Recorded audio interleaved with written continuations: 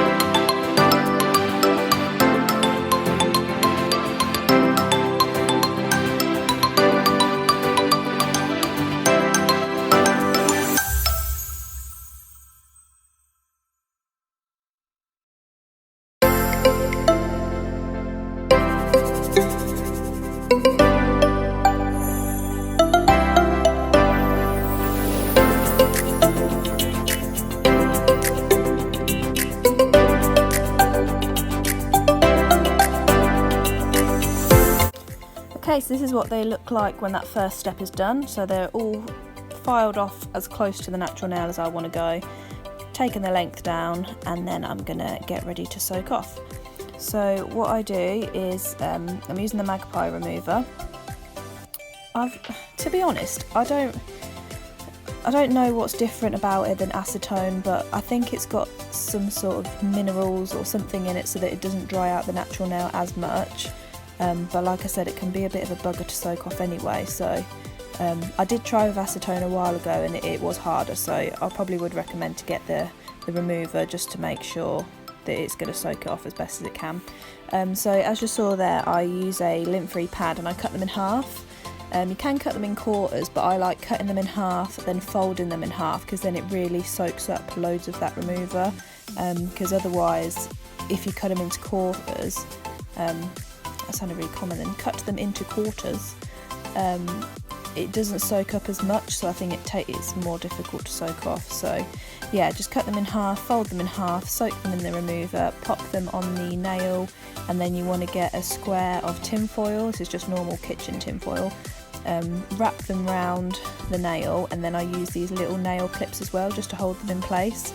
The tin foil is a bit thick, so I struggled to get that clip on there, but normally it's fine. I just find it easier, especially when you're soaking off your own nails, to put the clips on, and then it stops the tin foil from moving about too much. So then I let these soak for 10 minutes, and then when you take them off, you want to open it in a way so that you can put it back on if you need to, and also it sort of catches all the filings, so it's easier to clean up. And then I'm just using a cuticle pusher here and just lightly scraping that gel off. You don't want to be too harsh, because if it's not going to come off, you just want to take off what is ready and then put the soak, oh my god, can't think of my words today. You want to put the pad with the remover back on and let it soak again while you do the other nails.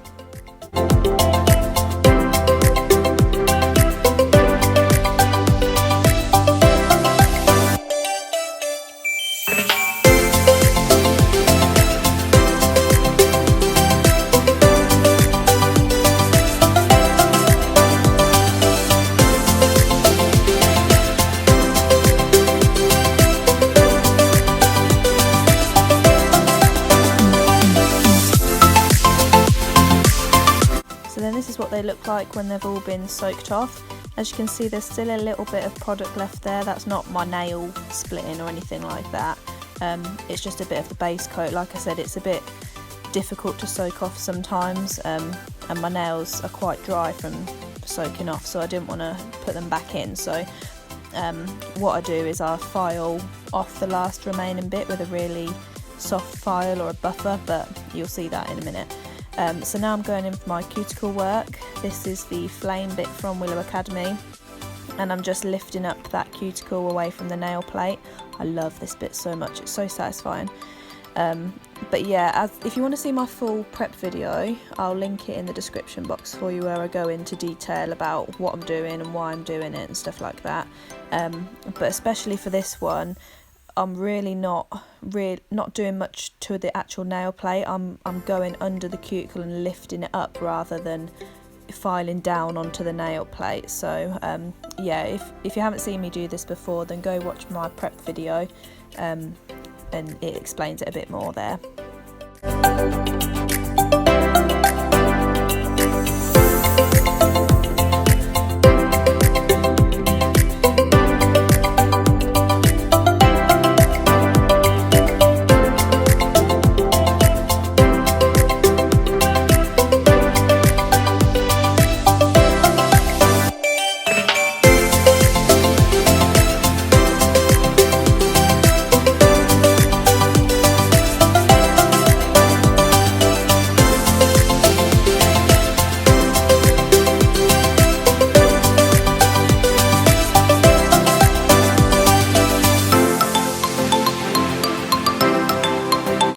So now I'm putting the e-file in forward, I had to think then, yeah, forward.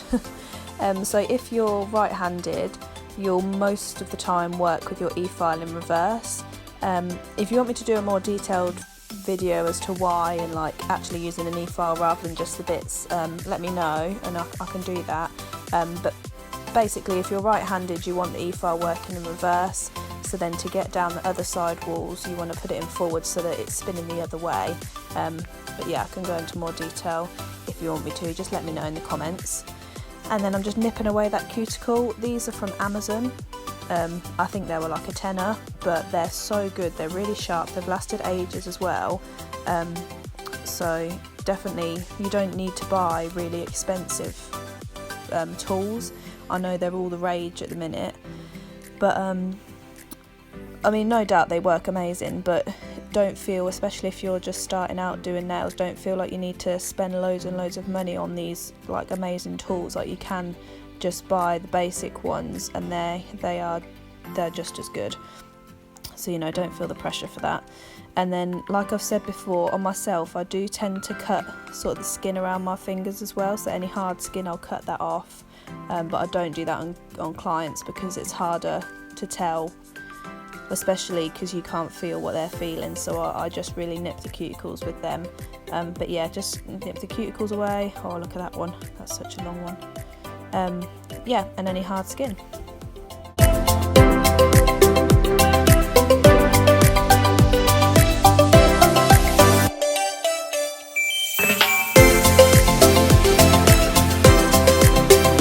And then I really quickly just go back in with my cuticle bit. You feel like you've got everything out, but always after nipping I'll go back in just in case there's any like cuticles still left on the nail plate. And then I'm going in with a 240 grit butt file and just filing them into shape a bit. So I don't want them square, I just wanted them really short and round so that they're a blank canvas ready to go again. So now I'm going in with a 240 grit file just to get that last remaining gel off the nail. Also after this, I didn't film it because I forgot, but I also went in with a buffer just because I am leaving these bare. I'm not putting any more product on them because I'm not sure what I want to do with them yet. So I just went over with the buffer as well, because although the file and the buffer are the same grit, a buffer is softer, so it just helps get rid of any last scratches that have been made with the file and just smooth over the nail plate completely. So yeah, just be really gentle. I do show you here a few times, like I point at where the gel is that I'm trying to file off, so you can see what is natural nail and what is the gel that needs to come off. But this will come with time. It is difficult sometimes, and sometimes I still make mistakes and I still end up over filing my nails a bit, but it just comes with time and practice.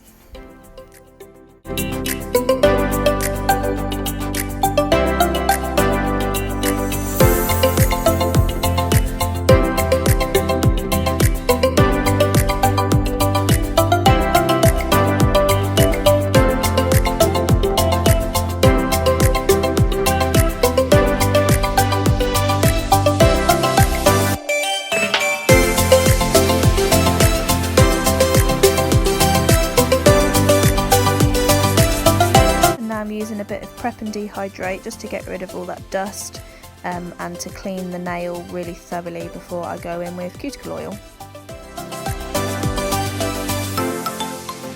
This is where you also want to just give your nails one final check over just to make sure all the gel or most of the gel has been removed, however confident you feel with like keep filing at it. Yeah, give them a proper look over, and as you can see they look nice and healthy. They're a bit dry because of all the soaking and stuff like that, but once they're drenched with some cuticle oil they'll be fine.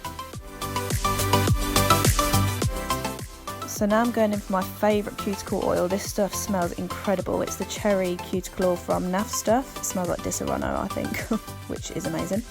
So what I do is I drop the cuticle oil right in the middle of the nail, and then as you can see it spreads out and that nail just sort of drinks it all up because they're quite dry from the remover. So it literally just soaks it all up, and then I'll give it a good rub in and then I'll leave that. If I don't have to do much for the rest of the day or the evening, then I'll just leave it. But if I'm going to be touching stuff or whatever, I don't want to be getting oil over everything. So I do then go give my hands a wash after a couple of minutes. But then here I think I put a bit more on. Yeah, I put some more on, and I'm just going to leave them to soak it all up. And then I've got to do my other hand, which is a pain, and I'm not going to film. But I'll do that off camera, and then they'll both hopefully be nice and ready for my next video. I'm not sure what I'm going to do, but yeah, thanks for watching. Bye.